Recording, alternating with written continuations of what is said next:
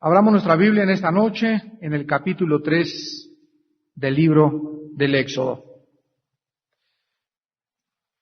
Capítulo 3 del libro del Éxodo. Y cuando comenzamos a estudiar el capítulo 3 del libro del Éxodo, vamos nosotros a poder descubrir, en primer lugar, el llamamiento tan precioso de Moisés.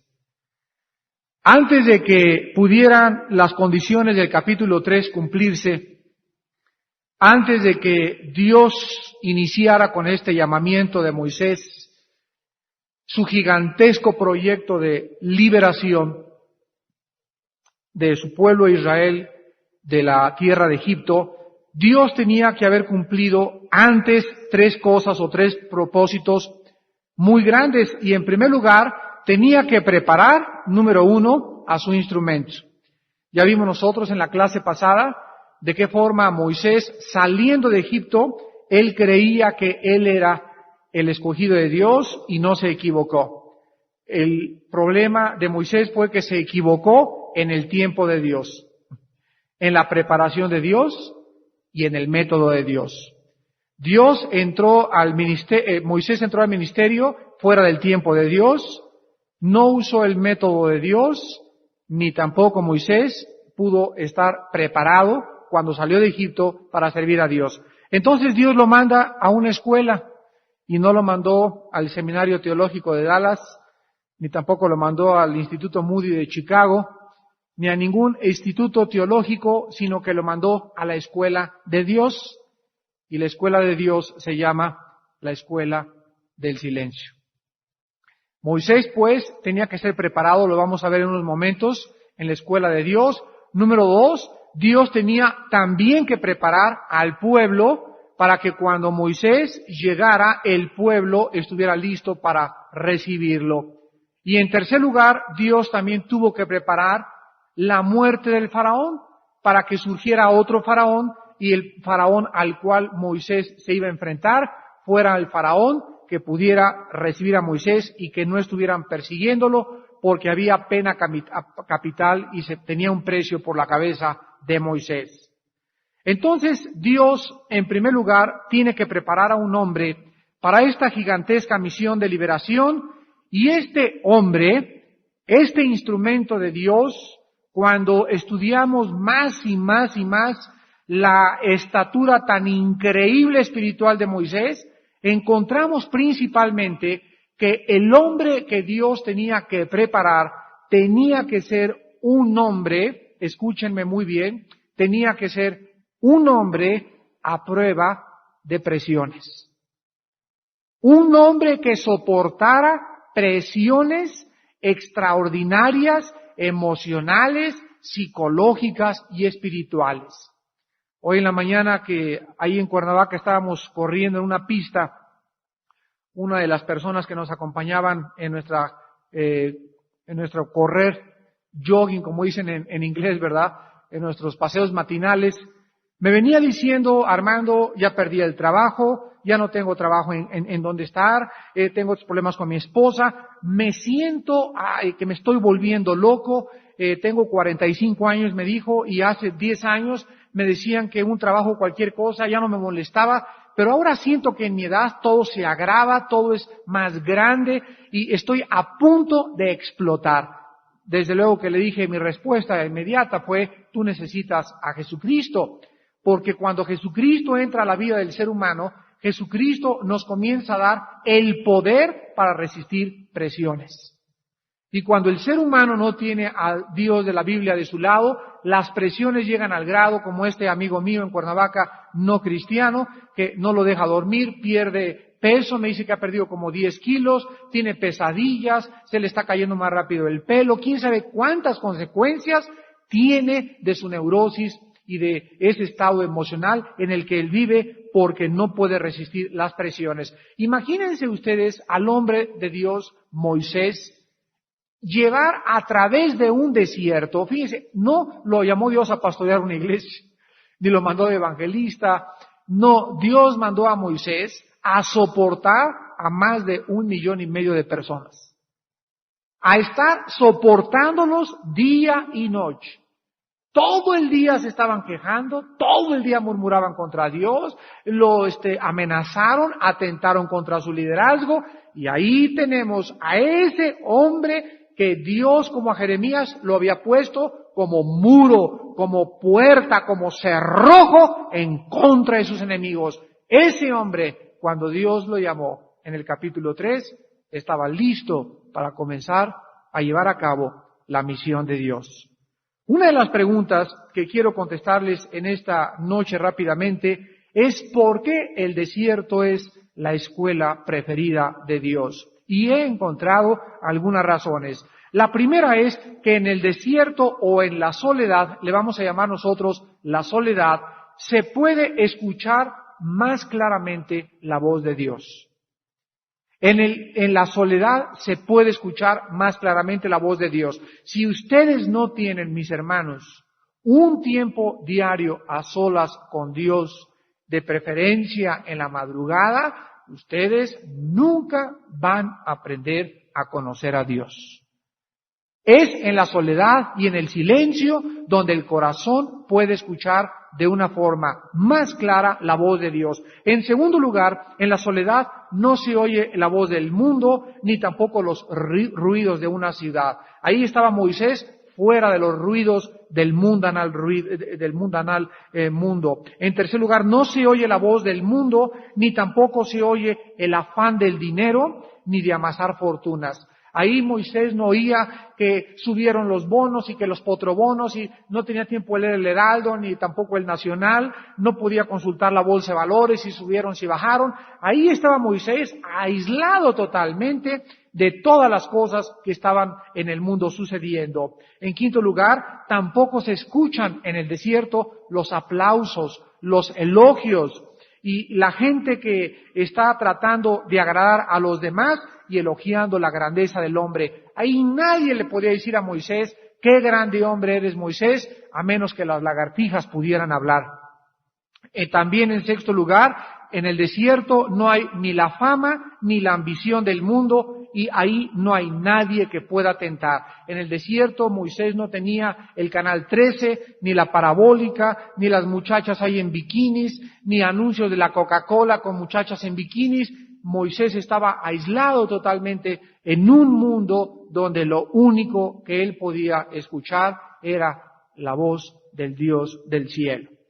Pero Moisés en el desierto aprendió la lección más grande. Y la lección más grande que desde mi punto de vista he podido yo analizar es la siguiente. Moisés, más que cualquier cosa, aprendió en el desierto lo vano de los recursos humanos y la necesidad imperiosa de depender siempre de Dios. Ahí Moisés pudo aprender, ahí Moisés no tuvo contacto ni con ningún general, tampoco tuvo contacto con ningún influyente, vivía pobremente pastoreando ovejas, con algunas, con sus cuñadas, con su esposa Séfora, con su hijo Gersón, y ahí en el desierto Dios preparaba a un gigante que es el más grande de todo el Antiguo Testamento, se podría decir de toda la historia, y Moisés, cuando estuvo listo, fue y se presentó al faraón con una vara del desierto, con vestidos muy humildes, pero sin embargo en el nombre del Dios del cielo. El profeta Jeremías, en el capítulo 17 de su profecía, dice estas palabras, Jeremías 17, del 5 al 8. Así ha dicho Jehová, maldito el varón que confía en el hombre y pone carne por su brazo y su corazón se aparta de Jehová. Será como la retama en el desierto y no verá cuando viene el bien, sino que morará en los sequedales, en el desierto, en tierra despoblada y deshabitada. Bendito el varón que confía en Jehová y cuya confianza es Jehová, porque será como el árbol plantado junto a las aguas, que junto a la corriente echará sus raíces y no verá cuando viene el calor, sino que su hoja estará verde y en el año de sequía, vean lo que dice, no se fatigará ni dejará de dar fruto. Vemos pues que estas lecciones fueron principales en la vida de Moisés. Y antes de analizar su llamamiento, ustedes y yo vamos a recordar a partir de esta noche lo siguiente. Estar a solas con Dios es el principal requisito de un siervo de Dios.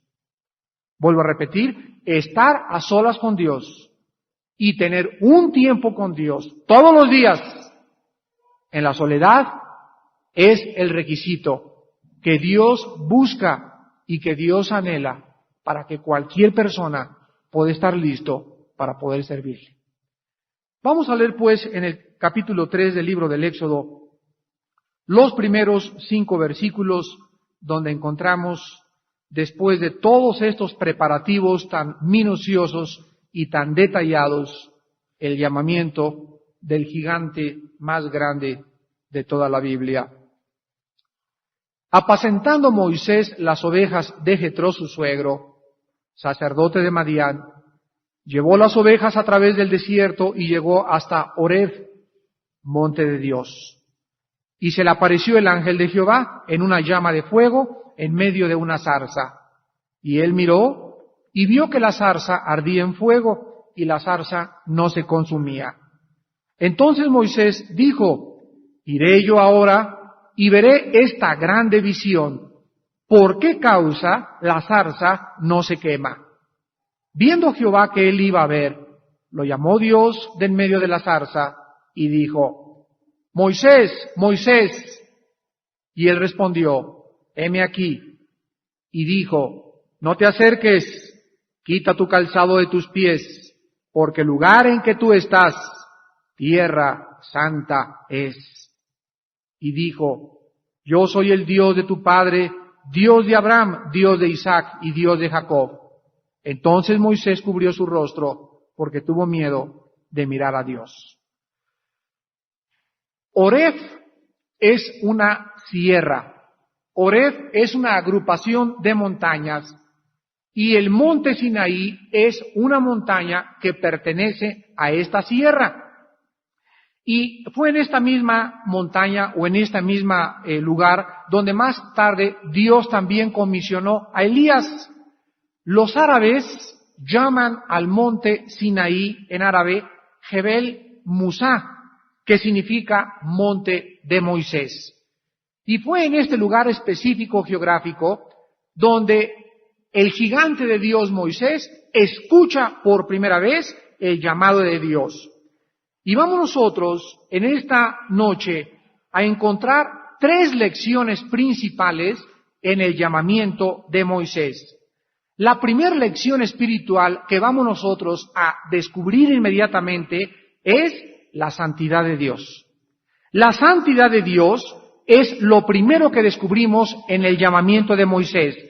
¿Por qué creen ustedes que Dios le dice a Moisés que el lugar donde él estaba parado era santo?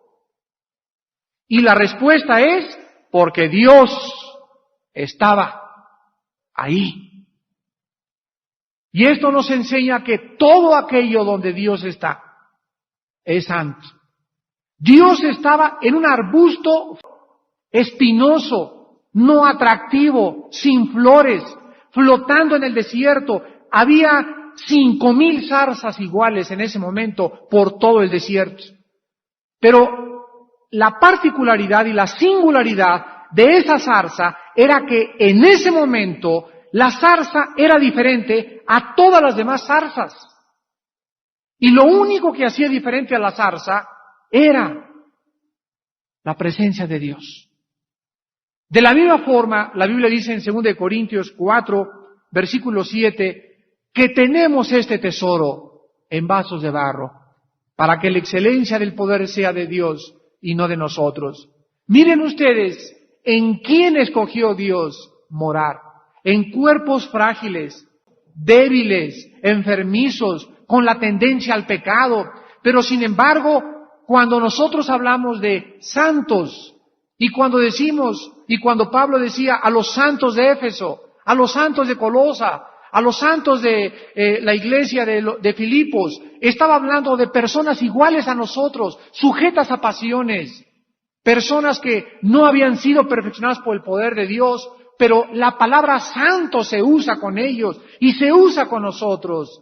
No porque seamos diferentes, repito, somos como la zarza, igual a todas las demás zarzas, frágiles y llenos de pecado, pero en nosotros ha venido el Espíritu de Dios a ser su morada. Y por el hecho de que Dios vive dentro de nosotros, por esa razón, nuestro cuerpo es santo. El apóstol Pablo le dice a la iglesia de Corintios en 1 Corintios 6:19, que no sabéis que vuestros cuerpos son templos del Espíritu Santo, el cual está en vosotros, el cual tenéis de Dios, y que ya no sois vuestros. Glorificad pues a Dios en vuestros cuerpos, el cual es de Dios. Entonces encontramos en primer lugar que Dios es un Dios que escoge muchas veces objetos o personas que no tienen nada de atractivo, pero todo aquello donde Dios está es santo. Y en este caso, este arbusto espinoso era y poseía la presencia de Dios. La segunda lección que encontramos nosotros es la luz y el juicio de Dios. Cuando Moisés se acerca al arbusto, lo primero que le llama la atención, si ustedes observan, es que ese arbusto, pues lo más lógico, ¿verdad?, es que era flamable. Un arbusto seco, tú le pones un cerillo y prende y se convierte en ceniza en 10 segundos. Y de repente Moisés voltea a ver a ese arbusto y encuentra que está ardiendo así, literalmente era una llama. Pero al mismo tiempo que la llama ardía, el arbusto mantenía sus particularidades, su composición química, no se quemaba, no se hacía ceniza, y dice Moisés, pues yo no conocía a Galileo, dijo Moisés, ¿verdad?, ni tampoco a Einstein, pero no soy un tonto para saber de que cualquier fuego tiene que quemar esto. Entonces Moisés se acerca y ve en ese momento lo sobrenatural y el milagro de un arbusto que está ardiendo y no se consume. ¿Cuál es la lección que Dios trata de enseñarnos a través de esto? Vuelvo a repetir, su luz y su juicio. Dios se revela a Moisés morando en medio del fuego. Pues la naturaleza del fuego es doble. Ustedes pueden ver esto en el sol. La naturaleza del fuego puede ser benéfica. El sol nos puede alumbrar y nos puede ayudar a crecer y puede ayudar a la vida vegetal. Pero el mismo sol que nos puede alumbrar y nos puede ayudar y nos comunica vitamina B12, etcétera, etcétera, el sol también puede quemar y ser destructivo. Y aquí encontramos nosotros que todo depende de la posición que ocupamos sobre la relación en la cual estamos parados. De la misma forma, Dios puede iluminarnos y dirigirnos con su luz, pero también Dios nos puede destruir, porque Dios es fuego consumidor. Y la única diferencia estriba sobre quién estás parado. Si estás parado en Jesucristo, el fuego de Dios ya no es juicio de Dios para ti. Y la presencia de Dios, que dice la Biblia, nadie puede acercarse a Dios y vivir. Viene Dios a vivir a mi vida en el fuego, pero no entra a mi vida con el fuego del juicio. Viene como la luz para poder darle a mi vida sentido, propósito y dirección. Entonces, este fuego que estuvo sobre la zarza es el fuego que está sobre nosotros también. Y a pesar de que Dios está dentro de nosotros, nosotros no morimos, ni somos deshechos, ni somos consumidos simplemente porque estamos bajo las condiciones de Él. Al recibir a Jesucristo, Dios nos da la posición de ser santos y en ese momento el fuego de Dios es nuestra luz. Pero muchos de ustedes en esta noche les quiero decir que el fuego de Dios es lo opuesto para tu vida. El fuego en la Biblia siempre habla del juicio de Dios. Y Dios en esta noche, en lugar de poder alumbrarte y en lugar de poder darte vida, te puede consumir y te puede deshacer si tú no estás pisando sus terrenos bajo sus condiciones. Y en tercer lugar, la tercera lección es que Dios nos enseña en el llamamiento de Moisés la condición para acercarnos a Él. Moisés comienza a ser atraído hacia la zarza y en ese momento Moisés lo primero que hace es querer comenzar a pisar dentro de un radio de acción que Dios había delimitado. Y antes, ya tenía así Moisés, me imagino su guarache feo, sucio, allí estaba Moisés ya, y antes de que pudiera comenzar a pisar, le dice Dios, quítate tus sandalias, no te atrevas a pisar este lugar, porque este lugar es un lugar santo. Este llamamiento de Moisés nos habla de la santidad de Dios, de la pecaminosidad del ser humano. El ser humano es pecador y como tal no puede acercarse a Dios, porque Dios es santo. Si el ser humano trata de acercarse a Dios y querer comulgar con Dios y tener comunión con Dios con su pecado, el ser humano es consumido y destruido por Dios. Para que el ser humano pudiera acercarse a la zarza ardiendo, al fuego de Dios y a la santidad de Dios, era necesario un camino pavimentado. Era necesario que alguien pudiera abrirnos la puerta y pudiera permitirnos pasar sobre esa tierra y pisar sobre esa tierra para que pudiéramos estar delante de Dios. ¿Y saben ustedes sobre cuál tierra estamos parados los cristianos? ¿Saben ustedes por qué en esta noche podemos decirle, Padre Santo que estás en el cielo? Porque la tierra y el piso donde estamos parados es la sangre de Cristo.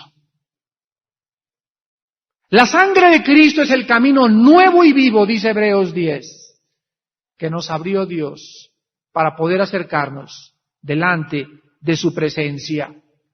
El calzado simboliza todo aquello que nos relaciona con el mundo y con el pecado.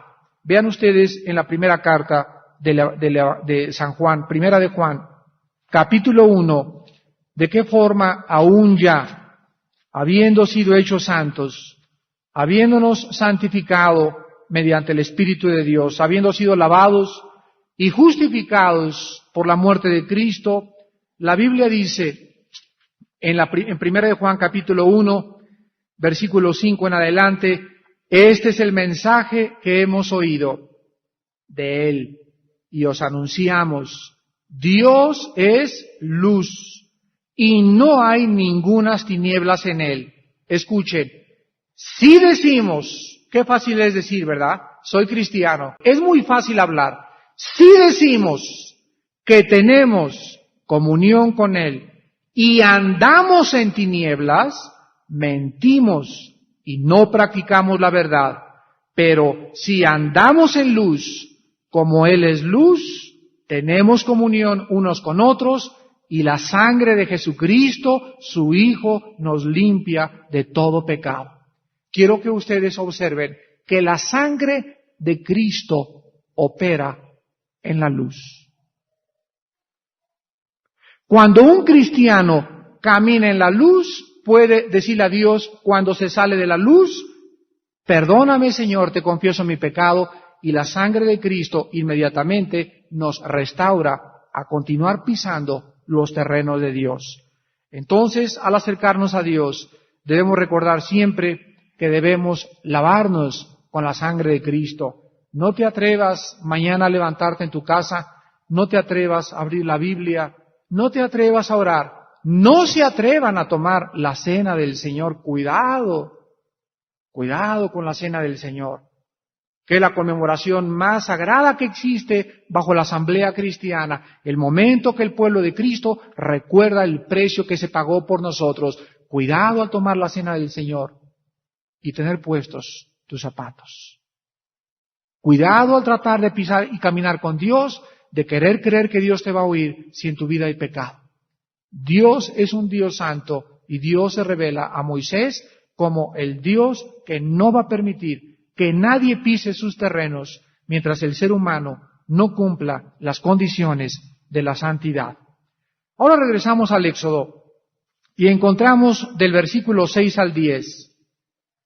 Vean ustedes la progresión del llamamiento de Dios. Voy a repetirlo. Quiero que me observen. Primero Dios prepara a Moisés en el desierto, ¿correcto? El segundo paso es que Dios se revela a Moisés. Y lo primero que Dios hace es revelar su santidad. Entiendan que soy santo, dice el Señor. Entiendan que sin santidad nadie verá a Dios. Entiendan que los he llamado para que sean santos y sin mancha.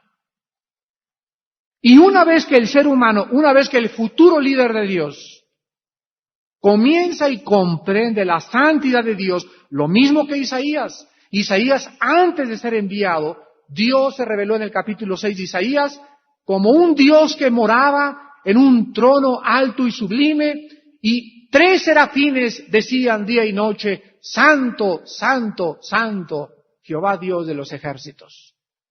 Después de que Isaías ve la santidad de Dios, reconoce su pecado, un querubín vuela y con un carbón encendido le quita el pecado, y después de que Isaías es quitado el pecado, entonces Dios dice, ¿a quién enviaré? ¿Y quién irá por nosotros? Y entonces Isaías, como vamos a ver a Moisés, ya puede contestar, heme a mí, envíame a mí. Pero tú no puedes ser llamado por Dios, ni tampoco servir a Dios, ni ministrar en las cosas de Dios, si en tu corazón no estás totalmente convencido que el Dios que sirves es un Dios santo. Y en tercer lugar, otra vez el desierto, la revelación de Moisés. ¿Y ahora qué sigue en tercer lugar? En tercer lugar sigue el programa de Dios. Entonces, ahora sí Dios le revela a Moisés lo que él quiere hacer con su vida. Y lo mismo pasa con nosotros. Primero tenemos que pagar el precio de pasar un tiempo a solas con Dios. Durante todo ese tiempo a solas con Dios, Dios nos va a impresionar en nuestros devocionales sobre su santidad, principalmente. Y cuando de veras nos levantemos en la mañana y vayamos al trabajo y seamos santos en el trabajo, santos con las muchachas, santos en mi casa, santos en la reunión de los jóvenes, y manifestemos este carácter, entonces Dios, tengan ustedes la seguridad que va a comenzar a revelar qué quiere de tu vida. No antes. ¿Cuántos de ustedes han pasado tanto tiempo? ¿Qué querrá Dios conmigo? Me querrá que me vaya para acá y me querrá que me vaya para allá. Y a lo mejor no sé si irme al seminario, no sé si irme al colegio bíblico, no sé con quién me voy a casar, no sé si hacer este negocio. Y todas estas incógnitas solamente provienen de una persona que vive sin una brújula. ¿Y por qué vive sin una brújula? Porque no ha cumplido las condiciones de Romanos 12:2.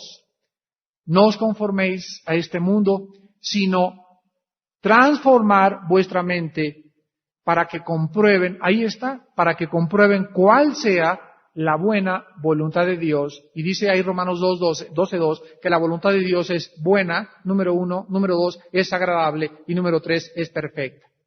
Dios no puede tener algo en su plan para tu vida que te vaya a hacer daño. Te puede hacer sufrir, pero nunca nos puede hacer daño. El dentista te hace sufrir, pero siempre te beneficia físicamente. ¿No es verdad? Una operación en un quirófano, siempre que la transfusión de sangre y que la cuchilla, y estás en el hospital, pero cuando sales le das gracias de que a través de ese proceso doloroso tú puedes seguir funcionando. Pero la voluntad de Dios para nuestra vida, dice la Biblia, los pensamientos de Dios para nosotros son para bien y no para mal. El que no escatimó a su Hijo, sino que lo entregó por todos nosotros, ¿cómo no nos dará todas las cosas si nosotros se las pedimos? Entonces, ahora Moisés está listo para escuchar el plan de Dios. Y el plan de Dios consistía en 3 puntos. Y los encontramos del versículo 7 al versículo 10 del capítulo 3 del Éxodo. Dijo luego Jehová, bien he visto la aflicción de mi pueblo que está en Egipto. He oído su clamor a causa de sus exactores, pues he conocido sus angustias. Y he descendido para librarlos de mano de los egipcios y sacarlos, vean ustedes, librarlos y sacarlos de aquella tierra a una tierra buena y ancha, a tierra que fluye leche y miel, a los lugares del cananeo, del eteo, del amorreo, del fereceo, del heveo y del jebuseo. El clamor, pues, de los hijos de Israel ha venido delante de mí, y también he visto la opresión con que los egipcios los oprimen. Ven, por tanto, ahora, y te enviaré a Faraón, para que saques de Egipto a mi pueblo, los hijos de Israel. Quiero que ustedes vean de qué forma, en el capítulo anterior ya vimos que Dios oye, ¿se acuerdan? Dios ve, Dios se acuerda de su pacto y Dios conoce todo lo relacionado con nosotros. Ahora Dios le dice a Moisés cuál es su plan, le revela a su instrumento cuál es su plan. Y el primer punto del plan de Dios consistía, en primer lugar, fíjense lo que dice el versículo 10. Ven, por tanto, y te enviaré a Faraón para que saques de Egipto a mi pueblo, los hijos de Israel. Pero vean ustedes el versículo 7. Dijo Jehová, he visto la aflicción de mi pueblo que está en Egipto, he oído su clamor a causa de sus actores, he conocido sus angustias y he descendido. La primer fase de Dios era que iba a descender. Si Dios no baja, ¿cómo puede ver a alguien? He descendido para librarlos. Y vean el versículo 10. Ven por tanto ahora y te enviaré a Faraón para que saques de Egipto a mi pueblo, los hijos de Israel. Vean ustedes que Dios tiene un hombre, Moisés, y la primera fase es descender, pero descender en la persona de un hombre. ¿Ya lo vieron? Cuando dice Dios, voy a descender, no significa que Dios invisiblemente va a hacer así poderes y hubiera sido facilísimo que Dios agarrara al pueblo y nada más soplarle y sacarlos de Egipto. No, pero la Biblia nos enseña que Dios no trabaja así. Lean ustedes Apocalipsis y todas las órdenes de Dios son llevadas a cabo por ángeles. Dios le revela a los ángeles al ser humano, el ser humano lleva a cabo el programa de Dios. Pero así es como a Dios le ha placido en su soberanía trabajar y operar mediante instrumentos. Entonces, en primer lugar, Dios descendería y los libraría a través de la persona de Moisés. Dios desciende del cielo y usa hombres como sus instrumentos para sus planes. Pero ¿cuáles son esos hombres que Dios usa? Número 1, los que han estado en el desierto. Número 2, los que han comprendido su soledad, su santidad. Y número 3, los que están dispuestos a decirle, heme aquí, envíame a mí. A esos hombres Dios los usa a través de su Espíritu para llevar a cabo todos sus planes. En segundo lugar, la segunda fase del plan consistía, en el versículo 8, dice, sacarlos de Egipto y colocarlos en otra tierra abundante, Canaán. Dice el versículo 8, he descendido para librarlos de mano de los egipcios, sacarlos de aquella tierra a una tierra buena y ancha, tierra que fluye leche y miel, a los lugares del cananeo, el eteo, etcétera, etcétera. Entonces vean ustedes el plan de Dios. Número 1, a través de un hombre, sacarlos de Egipto. ¿Para qué los quería Dios sacar de Egipto? Para colocarlos en otra posición, para ubicarlos en otro lugar geográfico. Y el lugar geográfico donde ellos iban a estar iba a ser un lugar de leche, de miel, sin opresión y sin esclavitud. Y el programa de Dios para la iglesia fue exactamente el mismo. El libertador más grande de Dios después de Moisés fue Jesucristo, el Hijo de Dios. Y Dios, en la persona de Jesucristo, bajó y descendió del cielo. Y para que pudiera habernos sacado, ¿de dónde nos sacó Dios? Nos sacó de Egipto, ya lo vimos, de la esclavitud, rompió nuestras cadenas con milagros y señales grandiosos a través del nuevo nacimiento, y ahora nos saca, y dice Gálatas 1, y nos pone y nos coloca en el reino admirable de la luz de su Hijo Jesucristo. El plan de redención es sacarnos para ponernos en otro lugar, y la nueva dimensión es de las tinieblas a la luz de Cristo. Es increíble que muchos cristianos todavía no hayan comprendido el plan de la redención divina. Cuando la Biblia dice en 2 Corintios 6, 14 y 15, no os unáis en yugo desigual con los incrédulos. ¿Podemos nosotros atrevernos a creer que puede haber muchachas o muchachos que salgan con un egipcio o con una egipcia? ¿Podemos nosotros creer que al sacarnos Dios de las tinieblas y colocarnos en un mundo diferente, podamos en esta nueva posición en la que estamos tratar de traernos a una egipcia con nosotros? Cuando ella no ha sido sacada o no ha sido sacado de las tinieblas. ¿Qué comunión, dice la Biblia, hay entre la luz y las tinieblas? ¿Por qué cosa, por cuál razón los cristianos o los jóvenes creen que pueden casarse con un incrédulo? Porque creen que en la iglesia o en la dimensión de la luz no van a encontrar su chocorrol. ¿Y saben ustedes por qué no lo han encontrado? Simplemente porque son como Moisés. Quieren entrar al matrimonio, quieren hacer un plan fuera del tiempo de Dios, fuera del método de Dios y fuera de la preparación de Dios. Entonces no se preocupen, mis queridos jóvenes, si no han encontrado su chocorrol todavía. ¿Por qué no lo has encontrado? Porque antes de que Dios te traiga y te saque y te coloque en la tierra de Canaán, te tiene que preparar para que esa muchacha que va a ser la madre de tus hijos, ese hombre que va a ser el padre de tus hijos, sean hombres maduros los dos, mujer y hombre, para que hagan un matrimonio fuerte y sólido. Pero es mejor llegar a los 30 hasta los 35 años solo en el tiempo de Dios y casarte a los 35 y tener nada más un niño y a lo mejor un año duran casados y se van en el rapto, a casarte y aventarte a los 20 años, a los 30 años, matar a un egipcio, hacer un problema, entrar en el aborto, suspender la escuela, suspender el trabajo, y todo porque no quisieron creer que Dios es Dios en el cielo y Dios en la tierra. El programa de la redención de Dios siempre ha sido el mismo, en sacarnos y trasladarnos a otra dimensión espiritual. Y en el versículo 10, la tercera fase es que dice la Biblia, ven por tanto ahora y te enviaré a Faraón para que saques de Egipto a mi pueblo, los hijos de Israel. El hombre que Dios había preparado para este gigantesco y dificultoso proyecto era Moisés. La misión de Moisés era sacar a un pueblo y poder introducirlo en otro lugar. Y sigue siendo el mismo plan de Dios.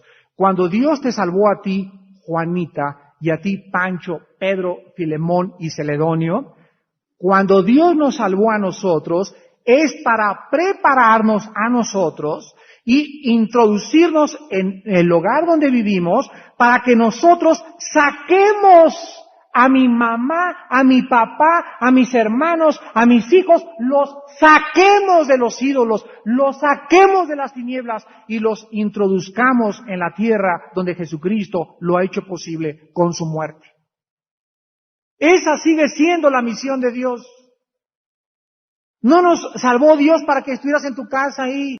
Pero no puedes tú estar creyendo que toda la vida nada más es pues, me salvó Dios para estudiar mi Biblia y vengo a los estudios, etcétera, etcétera. ¿Y a quién has sacado en el último mes? Pregunta, ¿a quién has sacado? A nadie. ¿Y por qué? Porque no estoy preparado. ¿Y por qué no estás preparado? Porque no tengo tiempo a solas con Dios. Ah, por eso, arrepiéntete. Arrepiéntete.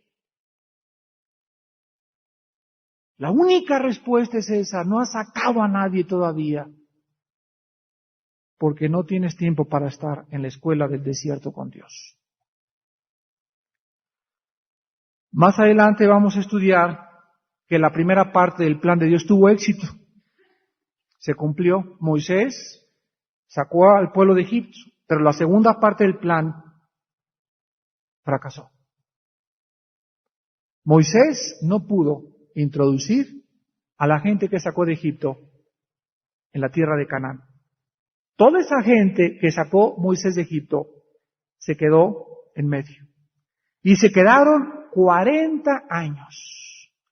vagando en su corazón, murmurando, nunca pudieron salir de ese desierto, ni pudieron ser introducidos al lugar donde Dios quería que fueran introducidos. Nosotros encontramos que hasta las segundas, terceras y cuartas generaciones, cuando se muere Moisés, surge Josué, y Josué introduce a los hijos. Fíjense ustedes, a los hijos de este pueblo que sacó Dios de Egipto y que vieron ranas y piojos y todas las maravillas, lo vamos a ver con las plagas. Y a pesar de tanto milagro, Dios nunca ha escogido que el hombre se convenza por la vista, la fe es por el oír, no por ver. Ahí está lo peligroso de hacer un circo de los milagros. Toda esta generación ahí se quedó en el desierto y nosotros vemos que de la misma manera, y quiero acabar con esto, existen muchos cristianos que han sido sacados de esa esclavitud y de esa vida donde antes vivíamos, pero que todavía no entran a la tierra de Canaán. La tierra de Canaán no significa el cielo. La tierra de Canaán significa, en el libro de Hebreos, capítulo 4, el reposo de Dios.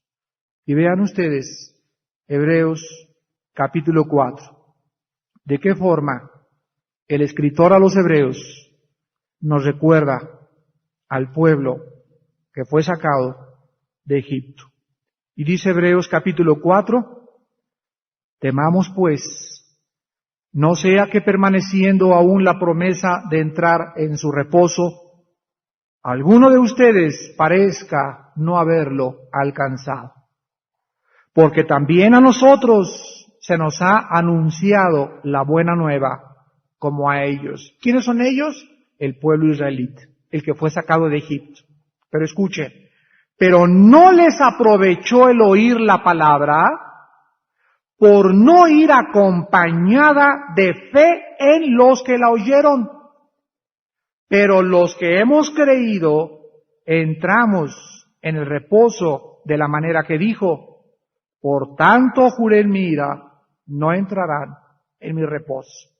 La Biblia dice que la vida cristiana es salir de un lugar de esclavitud, de opresión mental, de falta de paz, de falta de propósito, de falta de dirección, y comenzar a caminar y a ir poco a poco dirigiéndonos a ese lugar, a esa posición mental, psicológica, emocional, donde cada día descubro que puedo tener, a pesar de mis circunstancias agrias, a pesar de mis problemas, a pesar de mis enfermedades y de mi falta de trabajo y de todo lo que puede el mundo otorgarme, a pesar de todo eso, yo puedo tener la paz con Dios.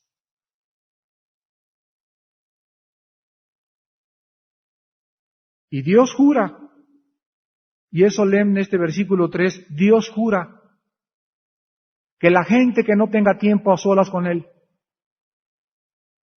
que la gente que no quiera pagar el precio de la soledad para escuchar su voz, y que toda esa manada de cristianos, toda esa borregada de cristianos que llenan las iglesias, y que todavía no comprenden la santidad de Dios, Dios te jura en esta noche, tú no vas a entrar nunca en mi reposo.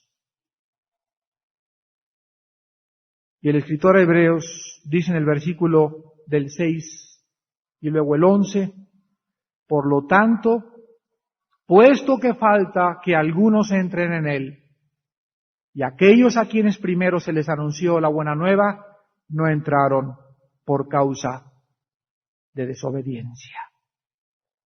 ¿Por qué en esta noche tu vida no tiene paz y eres cristiano? ¿Por qué en esta noche tu vida no tiene seguridad, tranquilidad? ¿Por qué en esta noche tu vida es una zozobra, es un barco azotado por vientos donde te asustas como los discípulos? Señor, sálvanos que perecemos. ¿Por qué tu vida no tiene dirección? ¿Por qué tu vida está tan confundida? Simplemente porque Dios ha jurado que no hay paz para los malos. No hay paz para aquellos que no pueden tener tiempo para Dios en las mañanas. No hay paz para aquellos que dice Filipenses 4, 6 y 7, si tienes afán, por nada estén afanosos, sino sean conocidas vuestras peticiones delante de Dios con toda ruego, oración y súplica. O sea, tienes un problema que te angustia y tienes un problema que no te deja dormir y tienes algo que te incomoda, dice la Biblia, acuérdate que Dios te está esperando en el desierto. Entonces cuando vengas en la soledad y te hinques y le digas, Señor, mira mi corazón y tengo esto, y derrames tu alma delante de Él, dice la Biblia, entonces la paz de Dios, que sobrepasa todo entendimiento y todo el corazón, guardará nuestros pensamientos y nuestro corazón en Cristo Jesús. Dice Isaías 26, versículo 2 y 3, tú guardarás en completa paz a aquel cuyo pensamiento persevera en ti. A aquel cuya mente, aquella persona que constantemente tiene ocupada su mente en la palabra de Dios. A ese Dios le guardará en una paz absoluta. Podemos pues entrar en aquel reposo para que ninguno caiga en semejante ejemplo de desobediencia. Hermanos en Jesucristo, Dios, al igual que a Moisés, está y sigue preparando hombres. Dios, al igual que a Moisés, sigue preparando mujeres. Y Dios está buscando soldados que tengan y que paguen el precio de vivir en la soledad. No significa que te vayas a un convento, significa que te levantes temprano en tu casa y que por favor tengas todos los días un tiempo de devocional a solas con Dios, en la quietud de la madrugada, en la quietud de la noche, en algún tiempo en el día donde tú puedas y Dios poder tener comunión y donde tu corazón esté totalmente sintonizado a la voz de Dios, que no haya teléfonos, que no haya ruidos, que no haya computadoras sonando. En ese momento, en esos tiempos, todos los días, Dios va a comenzar a dirigir tu vida.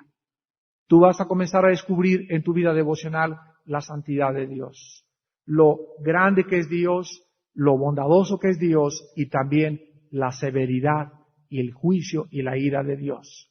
Eso nos hace entonces vivir con temor durante todo el tiempo de nuestra peregrinación. Vivimos conociendo al Dios santo de la Biblia, al Dios de la zarza ardiendo, y sabemos que mi misión en esta vida no es trabajar, es secundario, no es estudiar, es secundario, no es ser gimnasta, es secundario, no es ser artista de cine, esto es secundario. Mi misión y tu misión es rescatar, arrebatar a la gente de las tinieblas y de la lumbre que ya casi quema sus carnes.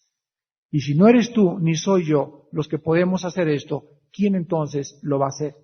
¿Estás pues tú listo en esta noche para decirle a Dios, Señor, heme aquí, envíame a mí? Despidámonos en oración. Padre, te damos gracias por el llamamiento que le hiciste a Moisés, el cual nos ha enseñado grandes y maravillosas y profundas lecciones espirituales. Pero la más grande lección que existe en la Biblia es que tú eres un Dios santo. Y esto significa que por causa de tu santidad no toleras, no puedes ver el pecado. Y por esta razón enviaste a Jesucristo, para que Él, tú mismo en la persona de tu Hijo Jesucristo, pudieras arreglar la cuenta pendiente de nuestros pecados, para que con su muerte y su sangre preciosa derramada en la cruz, pudiera Jesucristo limpiarnos de toda iniquidad y hacer un pueblo celoso de buenas obras. Padre, te damos gracias porque esta lección debe estar viva en nuestro corazón todos los días. No podemos olvidarnos de tu santidad, no podemos olvidarnos que hemos sido llamados a la comunión con tu Hijo Jesucristo. Si nosotros olvidamos estas cosas, así como has jurado bendecirnos, también has jurado que no vamos a entrar en tu reposo. Porque tú eres un Dios que cumple y vive en el pacto.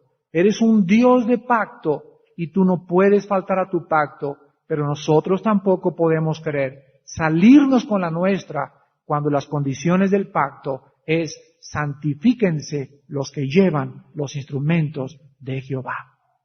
Te damos gracias, Padre, por tu palabra y te pedimos que esta lección sea una lección que perdure en nuestra vida y que podamos continuar con la conciencia clara de que hemos sido instrumentos y lo seguiremos siendo, escogidos por ti para ir y predicar estas buenas noticias. Rescatar a tanta gente en nuestra familia, nuestros amigos, nuestras amigas, que ahí están en Egipto, creyendo que los placeres temporales del pecado lo es todo en la vida. Pero sin embargo, Padre, sabemos que el llamamiento que nos has hecho es para sacarlos y mostrarles tu poder, tu grandeza, tu santidad y tu gloria en Jesucristo, en quien oramos y en quien te damos todas las gracias por todos los siglos de los siglos. Amén.